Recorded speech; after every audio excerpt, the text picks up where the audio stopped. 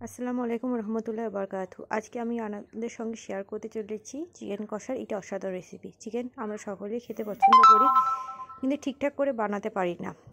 তার একটা সুন্দর রেসিপি শেয়ার করছি। আশা করছি এটা আপনাদের খেতে অনেক সুন্দর এবং ভালো লাগবে।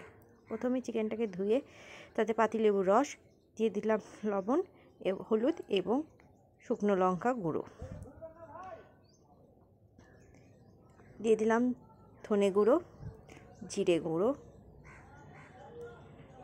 আর দিয়ে দেবো এতে আদা রসুনের পেস্ট। এখানে আমি মোটামুটি 1.5 চামচের মতো আদা রসুনের পেস্ট ব্যবহার করেছি। এতে আরেকটি উপকরণ দেবো, সেটা হলো সর্ষের তেল।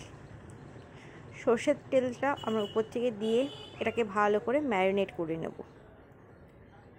এরপর ম্যারিনেট হয়ে গেছে, এরপর একটা কড়াই চাপিয়ে দিয়েছি।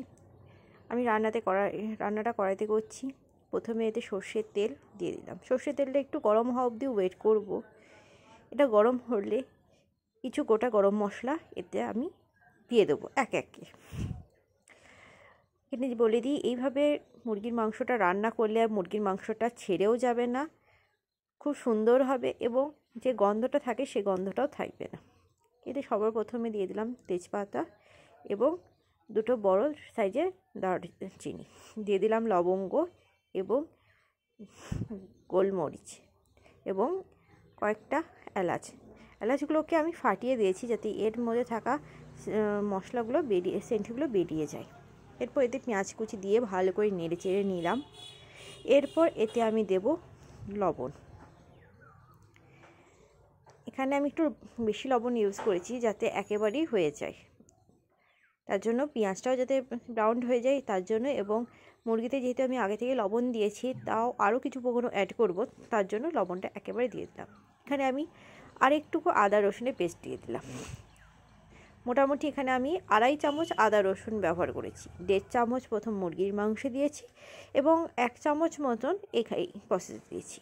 এবার দিয়ে দিলাম টমেটোগুলোকে কুচি করে দিয়ে দিয়েছি। আপনারা যদি চান একে পেস্ট করেও দিতে পারেন, আমি কুচি করে দিয়েছি। এটাকে ভালো করে নেড়ে চেড়ে নেব।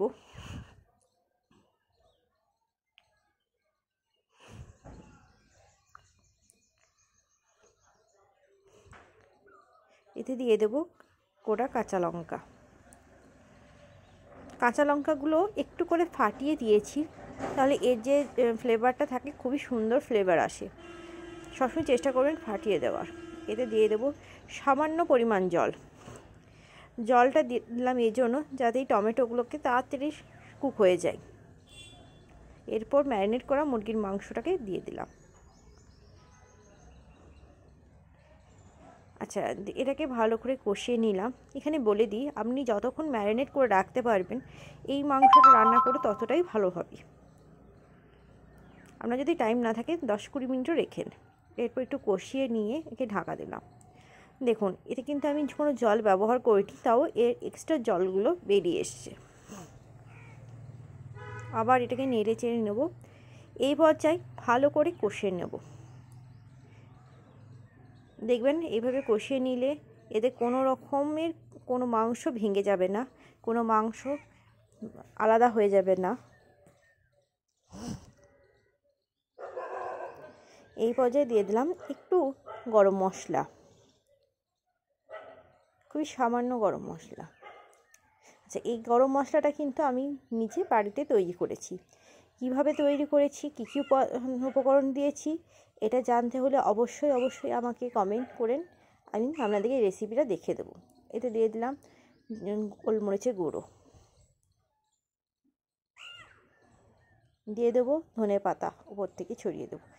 একটু ভালো করে কষিয়ে নিলেই রেডি মুরগির মাংস কষা। আপনাদের এই রেসিপিটা ভালো লেগে থাকলে অবশ্যই লাইক, কমেন্ট, শেয়ার এবং চ্যানেলটিকে সাবস্ক্রাইব করতে ভুলবেন না। আরও এরকম সুন্দর রেসিপি পেতে অবশ্যই আমার চ্যানেলটিকে সাবস্ক্রাইব করবেন।